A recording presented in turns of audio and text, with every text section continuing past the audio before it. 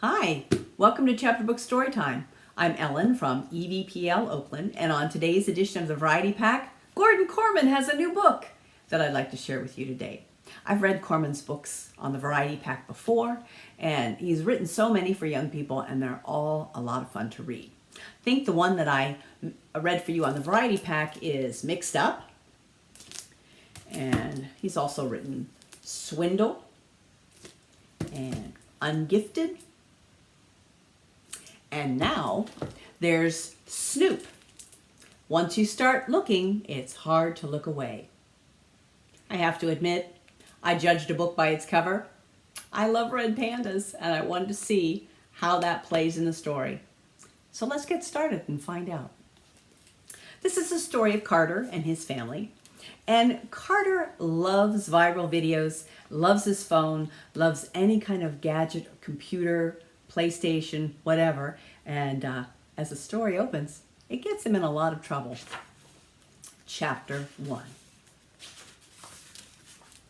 The wind on the mountain is cold enough to freeze fire. As I slalom down the slope, it sneaks inside my hood, attacking my ears. I hear the crunch of my skis digging into the spring snow as I pick up speed.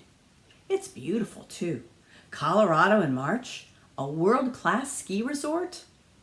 The Rockies all around me. I can see why Dad loves this sport so much. But my mind is focused on the Chattanooga Chop. I'm sure you've seen the viral videos. You swirl your hips and you undulate your shoulders and swing your fists like you're battling with a samurai sword. It's gone totally global by now. The most popular clips have over 50 million views. And the best part is you can do the Chattanooga Chop with anything you like. A hockey stick, an umbrella, a bouquet of flowers, an overgrown zucchini. In my personal favorite, the dancer dressed in a Batman suit is balanced on a tightrope, wielding a roaring chainsaw. Someone off screen is pelting him with overripe tomatoes, and he's slicing them in midair. The world is red-orange with tomato juice. Just thinking about this amazing video makes me start waving my ski poles. I almost overbalance and plow the rest of the way down the run on my face. My father is waiting at the bottom, frowning. What was that all about, Carter? I play innocent. What was what all about? The arm waving, the wobble. I blush almost hot enough to unfreeze my face. The last thing I want to admit is that I was distracted by a dance I saw on my phone. Since their divorce, my parents have seen eye to eye on exactly one thing, and one thing only, the fact that I log far too much screen time. That was the main reason behind this spring break ski trip with Dad, to get me away from my assorted gadgets, computer, TV, tablet, phone, and make me do something active. I don't mind the skiing, and I like spending time with Dad, who lives pretty far away from the rest of us. But every day, 34 million videos are posted to my favorite app. Obviously, I can't see them all, but I like to get a good cross-section of what's new. The Chattanooga Chop craze will be ancient history before you know it. Right now, people could be doing the dance with table legs, balloon animals, and mozzarella sticks. And I'm left out. I start moving toward the chairlift, high-stepping in my skis. I'll get it on the next try, I promise. Not now, Dad tells me. I need you to keep an eye on your brother. I want to take a run down the Widowmaker. The Widowmaker is the tallest, steepest, toughest slope on the mountain. That's the kind of skier Dad is, and the kind he expects Martin and me to turn into. I'm closer than Martin, who's 8 years old and still trying to graduate from the bunny hill. Dad disappears into the crowd around the chairlift. I click out of my skis, sling them over my shoulder, and head off in the direction of the bunny hill. I'm not at all bummed about having to play Martin's babysitter. This is exactly what I hoped would happen. I tap my chest. There it is, right where I stashed it, buried in the layers of Gore-Tex, where Dad would never think to look. My phone. If there's any signal at all on this mountain, I should be able to get in some much-needed viewing while Martin travels the length and breadth of the hill on the seat of his ski suit. The bunny hill is a gentle slope, not far from the paths that lead back to the main lodge. It's wide and open, dotted with terrified beginners. I know this because I used to be one, and my brother still is.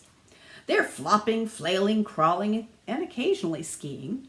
2 or 3 of them are making snow angels.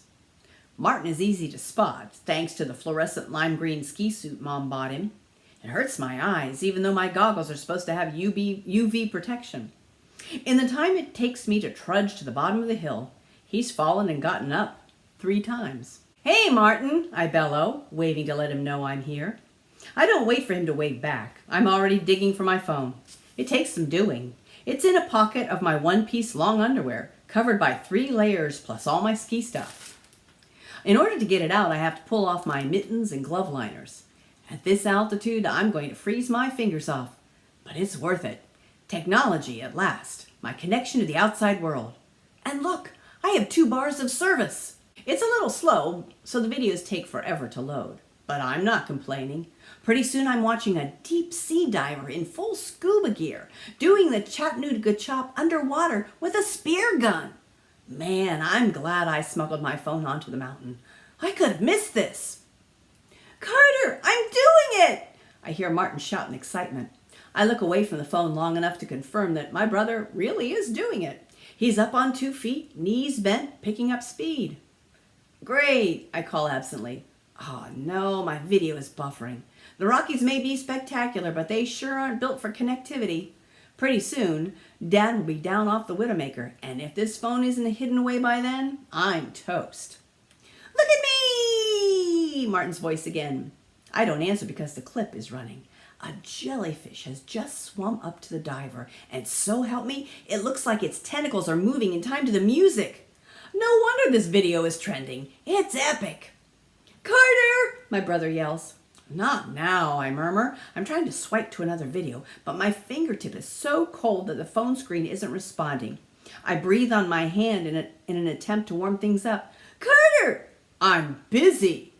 And by the time I glance up, it's too late. A normal skier keeps control by veering from side to side in a snake-like motion, but Martin's skis are pointed straight ahead. Even on the bunny hill, the speed can get away from you.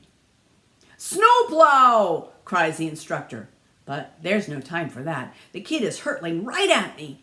At the last second, he tries to throw himself to the ground to avoid a devastating collision.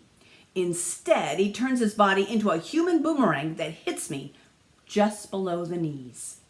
It only hurts for a second, but in that instant, it feels like my legs have been dipped in lava. They say by the time I hit the snow, I was already out cold.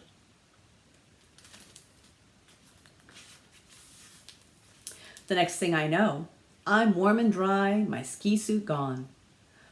I voice the first thought that comes to my mind. My phone. "I've got it," my father says in a quiet voice. He sounds a lot less mad than I thought he'd be, considering I took my phone skiing after I'd been specifically told not to. I'm relieved he isn't threatening to flush it down the toilet, and to be honest, a little surprised too. I open my eye. The fluorescent lighting is harsh and really bright. There's a strong antiseptic smell. "You're in the hospital," my brother supplies. I glare at him. "You're really a crummy skier. The worst." Instead of snapping back at me, he bursts into tears. "I know. I'm sorry. I'm so sorry." "Cut it out, Martin."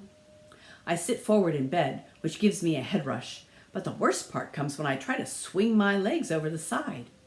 They don't swing. I can feel them, but they're too heavy to move. "Lie back down," Dad advises. That's when I see what my brother is so upset about. The blanket has slipped off my left leg, which is encased in a fiberglass cast from above the knee almost to my toes. "You broke my leg," I accuse Martin. "Calm down," Dad orders, then pulls the blanket off the other leg. Another cast, exactly like the first one. "2 broken legs," I wheeze. "Is that even a thing?" "Oh, it's a thing." At that moment, a white-coated doctor enters the room. "But don't worry, Carter. They're both simple fractures. You're going to be fine. You were lucky you were wearing a helmet. Your legs were the only injuries." After introducing himself, Dr. Samuels explains that when Martin collided with me, he must have been perfectly horizontal, parallel to the ground, because my fractures on each leg are almost identical and in exactly the same place, just below the knees. If you tried to duplicate this accident, you couldn't do it in 1,000 tries. If that's supposed to make me feel better, it's not doing the job. But what's going to happen to me? How am I supposed to walk? You're not, the doctor replies readily. Not for 6 weeks anyway, probably closer to 2 months. Normally you'd have crutches to help you get around on your good leg, but you don't have one of those. So it's a wheelchair for you until your legs have healed enough for walking boots. A wheelchair? Yeah, okay, a lot of people use wheelchairs to get around and get around just fine, but this is so not how I thought spring break would go. For the first time, I'm aware of a dull ache in my splinted leg.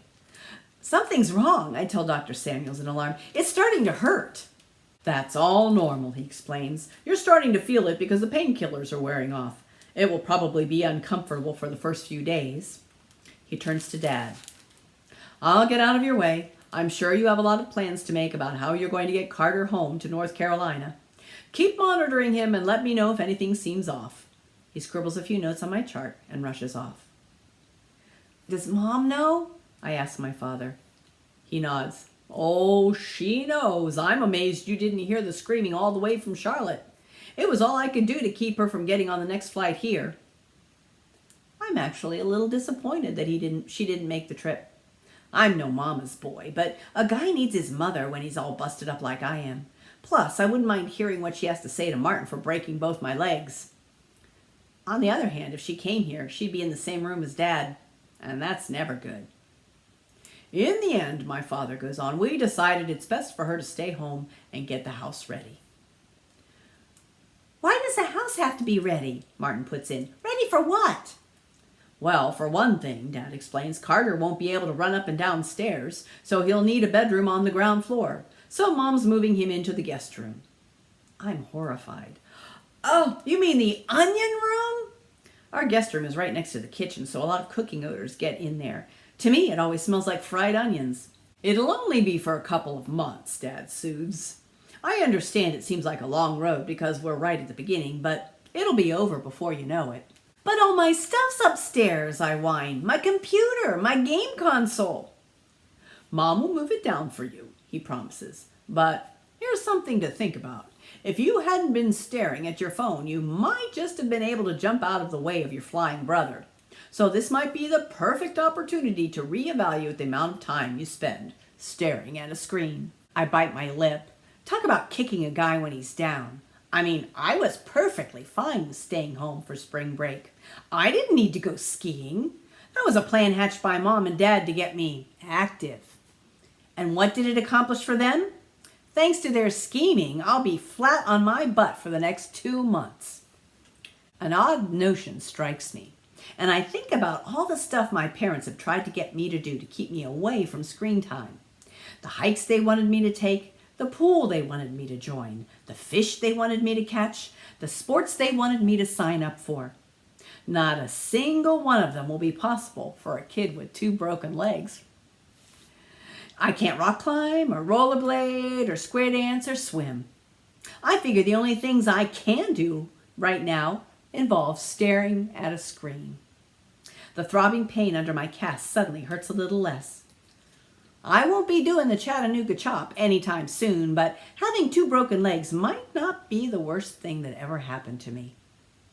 In Chapter 2, Martin's back home in North Carolina with his mom and his brother Martin, and everything's been set up to make him comfortable in the onion room. His school granted him a little bit of an extension of his spring break so that he could get used to his casts and navigating in a wheelchair. So now he's ready for his first day back to class, but he's going to be taking classes by Zoom. That's another hidden advantage of my medical situation. I'm not a morning person.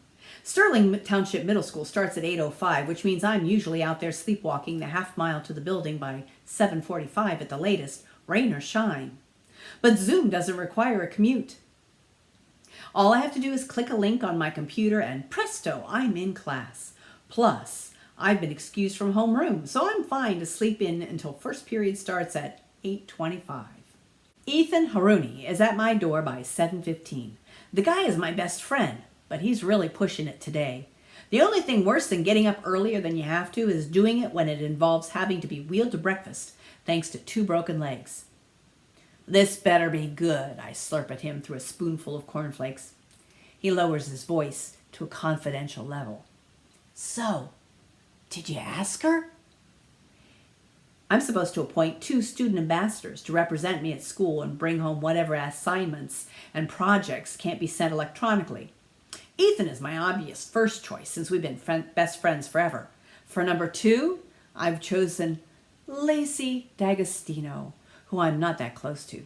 To be honest, we're not technically friends. We're neighbors and our moms are in the same pickleball league, but we're in a lot of classes together, and the truth is, I've had an insane crush on her since kindergarten.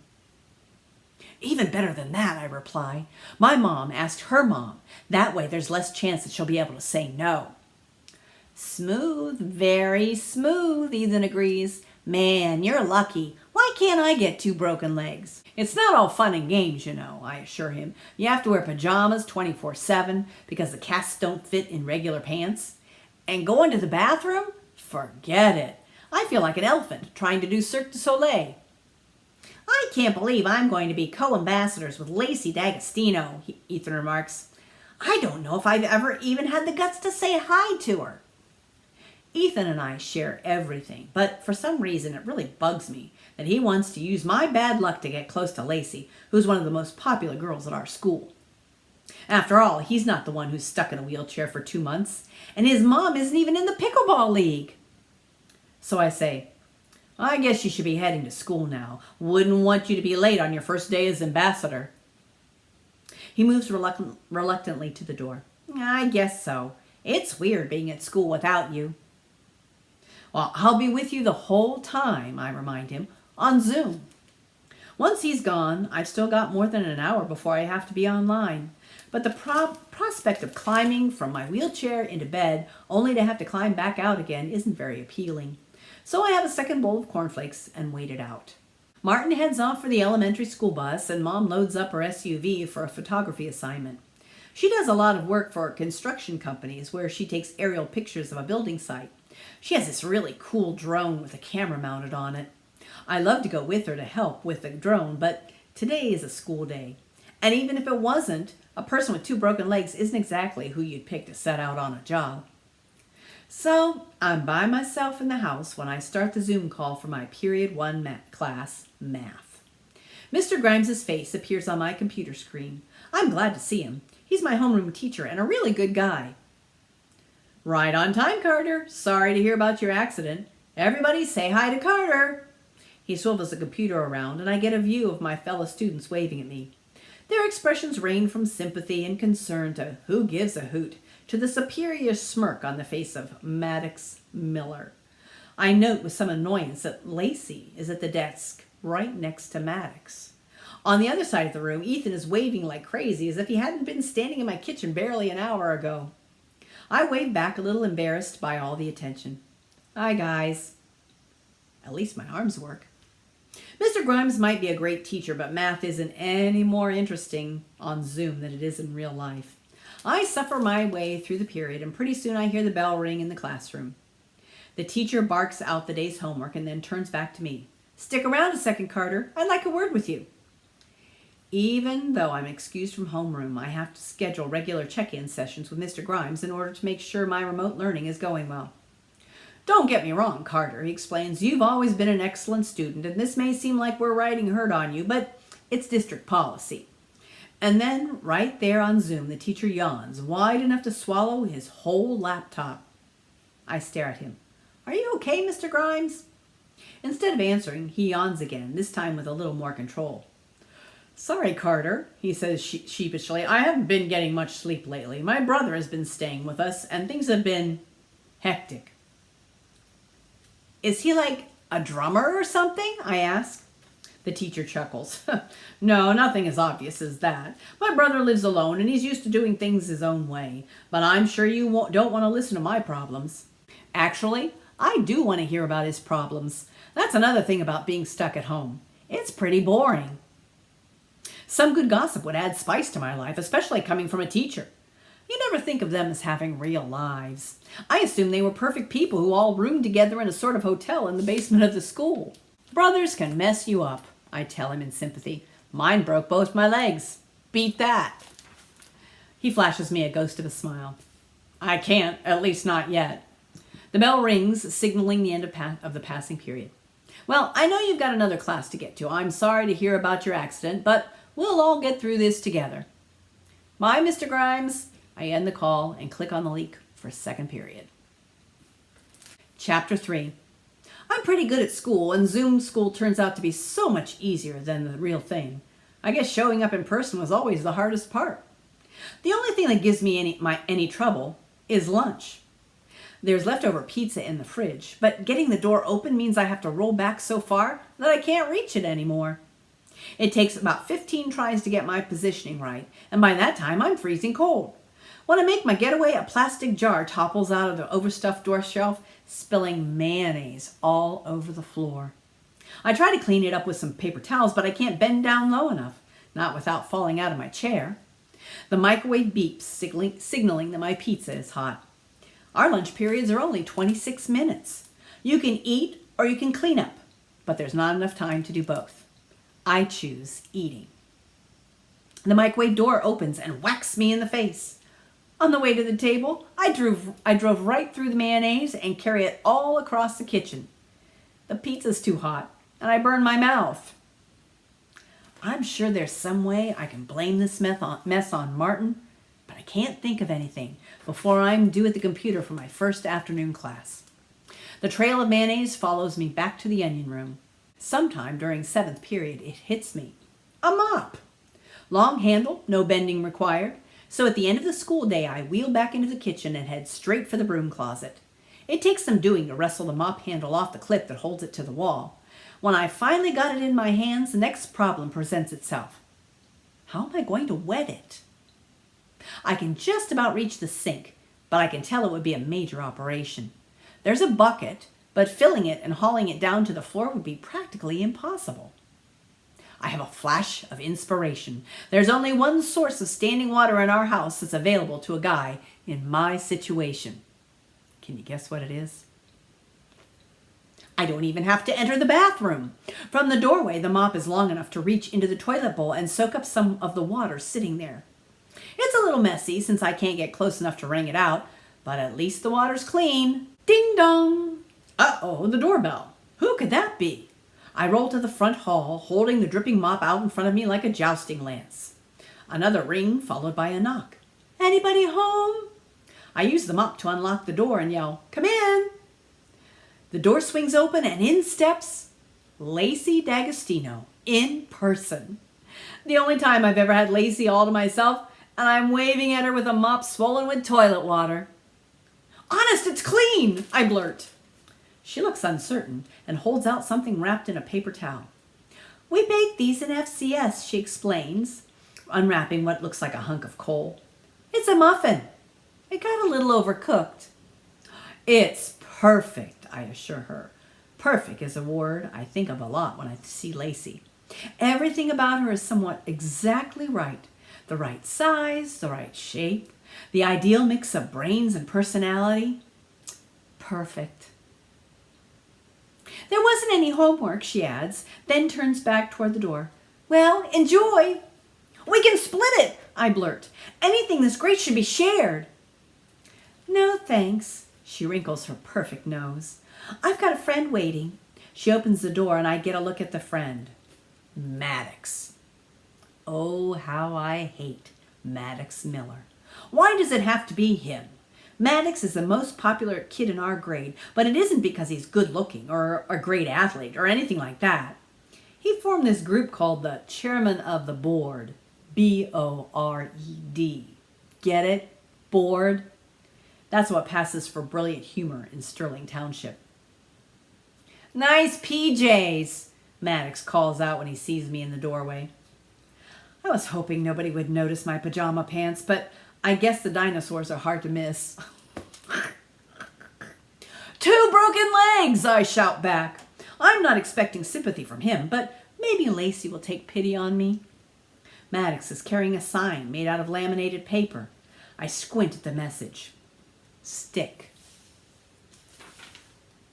Stick? I query. Lacey giggles. Isn't that hilarious? We're going to tack it to the gigantic tree at the end of Main Street. I'm horrified. You're joining the chairman of the board? Well, maybe, she concedes, but only if they change their name to chairpersons. We're not all guys, you know. Let's go, Lace, Maddox says impatiently. We've got a job to do. I edge a little closer to Lacey, nudging her with the mop, which leaves a damp mark on the knee of her jeans. So I'll see you tomorrow? I ask, clutching the muffin so hard it starts to crumble. She looks startled. Oh, I guess, if there's homework. And off she goes to join that creep outside. I close the door with the mop, leaving a small puddle on the welcome mat. I can't believe Lacey wants to join the chairman of the board. They think their sense of humor has so much attitude and sarcasm and brilliance, when in reality, they're just a bunch of idiots. Like calling a big tree a stick. LOL. Or putting a sign that says garbage on a beat up old car. I might pass out from the genius of it all. Seriously, who would want to join a boneheaded group like that? Full disclosure, I tried to join near the end of 6th grade. Maddox gave me an initiation test. I was supposed to swipe a snow globe from Amberson's souvenir shop and then smash it on the sidewalk in front of the store. Very chairman. Not only was I stealing something, but I had to prove I didn't even care about it in the first place. I'm no thief, but I had a plan. I grabbed the snow globe, and when nobody was looking, I slipped money to Mr. Amberson to pay for it. Maddox spotted me cheating and banned me from the chairman. Which I don't care about. Except now that Lacey wants to join, it could have been something for us to do together. Forget it. It's a lifetime ban. Even when I'm 90, living in the old folks' home, I won't be able to get in. I wheel back to the kitchen and clean up the mayonnaise spill with the mop. Just because Lacey is interested in the chairman doesn't mean she wants to be Maddox's girlfriend. I'm probably overthinking this whole thing. Oh, they're together all right, Ethan informs me a couple of days later. I just didn't have the heart to hit you with it while you're, injured. I take the news like a physical blow that sends my wheelchair rolling backward a few inches. How come you're just telling me now? I howl. Maybe I could have stopped it. You're the worst student ambassador in the world. He shakes his head sadly. It's too late. She found a way to switch partners in science so they could be together in the lab. She keeps all her books in his locker. They walk home together practically every day. Well, that doesn't sound so bad, I offer hopefully. A lot of people walk home together. He studies his sneakers. There are reports of hand-holding. My heart stinks. Confirmed? When he shrugs, I realize that I need better information than this. I can't go by rumors. I need to see this so-called relationship for myself. But how's that supposed to happen when I'm stuck at home for the next 2 months? That evening, he finds a way. We're watching the news on TV and they play a video of lightning striking the gazebo in Sterling Park, setting it on fire. The reporter says that the blaze burned all night and the gazebo is totally destroyed. I'm confused. How did they get that video? I ask Mom. I mean, who stands in the middle of a thunderstorm waiting for something to get struck by lightning so they can film it? My mother laughs. Nobody filmed that. The feed comes from one of the public safety cameras in the park. Public safety cameras? Sure, they're all over town. The police use them to prevent crime. You can access them online. I stare at the image of the burning structure on the TV screen. It's not the gazebo I care about. They can build a new one in a day or two. But Sterling Park is right next to my school. Before I broke my legs, I used to cut through there twice a day. I was getting filmed without even knowing it. My heart beats a little faster. If Lacey and Maddox really are walking home together, they must pass right by this camera.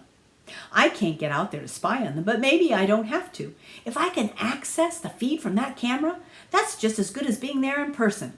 Even better, because no one will know I'm watching. That night, when I'm back in the onion room with my computer, I Googled the keywords security camera, Sterling Park, and our zip code. It takes me to the website of the Sterling Police Department. The homepage has dozens of links, including information on street closures and traffic detours, and an update on the old county courthouse, which is scheduled to be torn down. I'm literally on the verge of dying of boredom when I find it. A link that leads to a list of 18 security cameras around town. The one in Sterling Park is marked Camera 12. A button beside it reads Live Feed. I click on it and watch in wonder as the same view I saw on the news appears on my computer screen. It isn't raining anymore since the storm is over, and in place of the gazebo is a smoldering pile of burned wood. I can see the middle school lit up in the distance and, more important, the paved path that Lacey and Maddox will be walking along at 3:30 tomorrow. If those two are as chummy as Ethan says they are, I'll be able to see it right here. Carter begins to watch the live feed of the security camera in Sterling Park, just in case Lacey and Maddox walks by, so he can kind of take a measure of their relationship. But then he begins to see so much more. Like the pregnant lady who's there in the park every day in the afternoon, chasing her toddler around the park. He's a boy with a face like an angel, but he acts like a terror. Then he begins watching all of the other cameras around town, and he discovers many things are going on, like a feud between two owners of two different restaurants who are trying to sabotage each other's business. There's a red sports car that parks in the main square of town every day, but the driver never gets out. Then there's a man with beady eyes who keeps walking around town, but he always stops in front of the local art gallery. What's he doing? And Carter begins to wonder, what is going on in this town, and do the police know? We're now in chapter 6, and one day after school, Ethan's complaining about Mr. Grimes. "You are lucky you weren't in school today," he reports. "Mr. Grimes was like a bear with a sore nose. He's handing out detentions like free perfume samples at the mall. What's up with that?" "Oh, I guess his brother's still staying with him," I comment. "He was talking about it during our last Zoom meeting. I said, as long as the guy doesn't break both your legs, you've got nothing to complain about." But he didn't laugh. "I think it's affecting his sense of humor." "What sense of humor?" Ethan grumbles. "He's turned that classroom into a prison. The chairman put a sign on the door, Alcatraz." "If you're going to quote the brilliance of Maddox Miller," I say through clenched teeth, "I'm going to have to ask you to leave." "Sorry. I know he's a sore subject with you, especially now that he and Lacey are a dynamic duo." "Don't say that," I admonish. "Don't even think it." "Just because I don't tell you about it doesn't mean it isn't happening." He indicates a pile of homework. "Half of that's from Lacey, you know. She didn't have time to drop it off in person. She was meeting Maddox at Topping Mad." It cuts me to the heart. The Froyo shop? They can't go there. "Why not? They can go anywhere they like." "There are 14 police cameras in Sterling," I exclaim. "None of them look into Topping Mad." "That might be because a Froyo shop isn't a hotbed of criminal activity," Ethan points out. "If someone takes an extra scoop of Captain Crunch, no biggie." There's no explaining it to this guy. He just doesn't understand. Besides, the thought that comes to me next is a game changer. "There is a camera inside the Froyo shop," I say. "It's above the service counter, pointed out toward the tables." "Yeah, but that's the store's camera," Ethan argues. "Only the employees can see through that." When you spend as much time online as I do, you see a lot of videos about how to hack into things. Websites, computers, phones, and cameras. How hard can it be to get into the camera of a Froyo store? It's not as if they're hiding military secrets beneath the hot fudge sauce of the day. Mom says I have a glass head. You can look straight into my skull and see exactly what I'm thinking. That's what Ethan's doing right now. "Oh, no, you don't. It's one thing to access a public camera that's right out there for anybody who wants to use it. But this is a private, closed-circuit, none-of-your-business camera. It's weird enough that you've appointed yourself a junior detective on our police force, but crashing the Froyo feed just because you don't believe me that Lacey and Maddox are dating? That goes beyond strange. I think you need a new hobby. I hear knitting is very soothing for people who can't leave the house." He's still protesting while I pull up my laptop over and search YouTube for hacking tutorials. One thing about being a screen-addicted kid, you know where to find stuff on the internet. Almost every video starts with the same statement.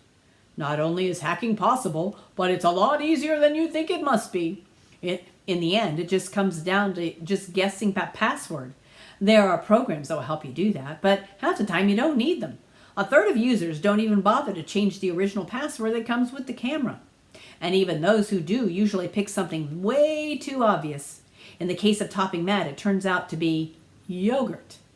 I guess it on the third try and wonder what took me so long. Ethan is still raving about how this is a terrible idea. That's why they call it closed circuit TV, because it's closed to people who aren't supposed to see it.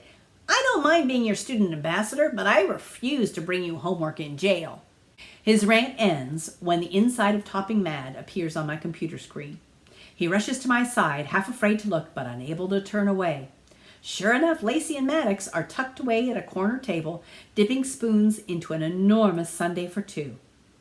I can't believe you did that, Ethan breathes, buck-eyed. It's kind of amazing how much is out there, I agree.